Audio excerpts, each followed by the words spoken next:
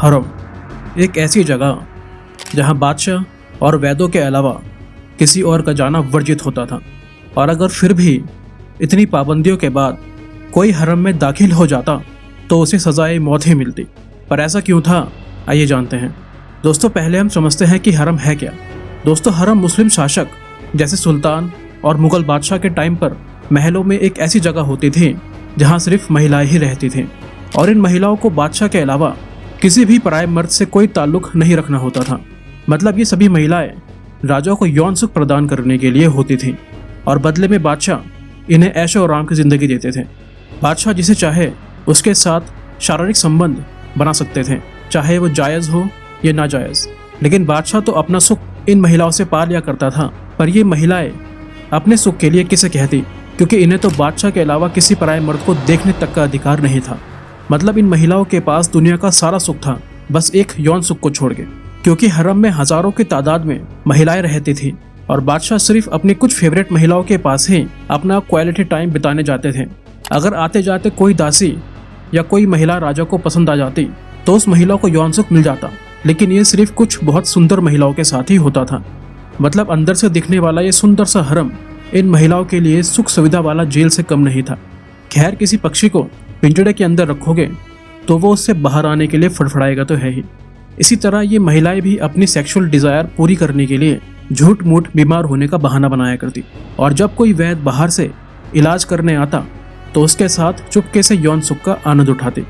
क्योंकि हरम में 5000 से 10,000 तक महिलाएं रहती थी और बादशाह को हर किसी को यौन सुख देना संभव नहीं था, इसलिए इन महिलाओं को ऐसे कदम उठाने पड़ते थे। पर खैर, ये तो वो महिलाएं थीं जो अब बादशाह के फेवरेट में से नहीं थी, या फिर जो थोड़ी उम्र दराज हो चुकी थी, तो उनके लिए इतनी पाबंदियां नहीं होती थी। लेकिन जिन महिलाओं को बादशाह पसंद करते थे वो अगर बीमार होने का नाटक करती तो उस केस में वैद को बाहर पहले सैनिक अच्छे से चेक करते और उसके बाद हिजड़े उसे सफ़ेद कपड़े से पूरी तरह से ढक देते और तब उस महिला के सामने लाया जाता। और उस वक्त भी महिला और वैद के बीच में एक कपड़ा टंगा होता जिससे वैद और वो महिला आपस में एक दूसरे को सही से देख ना सकें।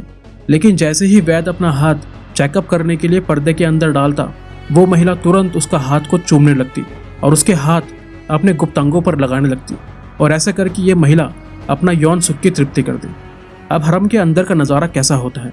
हरम एक ऐसी जगह थी जहाँ बादशाह की पत्नियाँ और उनके रिश्तेदार और दुनिया भर से अलग अलग धर्मों की लड़कियाँ लाई जाती थीं, और जंग के मैदान में जीतने के बाद हारे हुए साम्राज्य की सारी महिलाओं को भी यहीं रखा जाता था, और गिफ्ट में मिलने वाली महिलाएं भी यहीं लाई जाती थीं।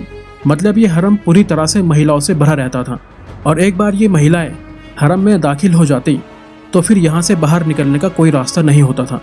हरम अपने आप में ही एक ऐसा शहर होता था जहाँ हर हफ्ते बाजार लगा करते, मेले लगा करते, और हर ज़रूरतों का पूरा ध्यान रखा जाता।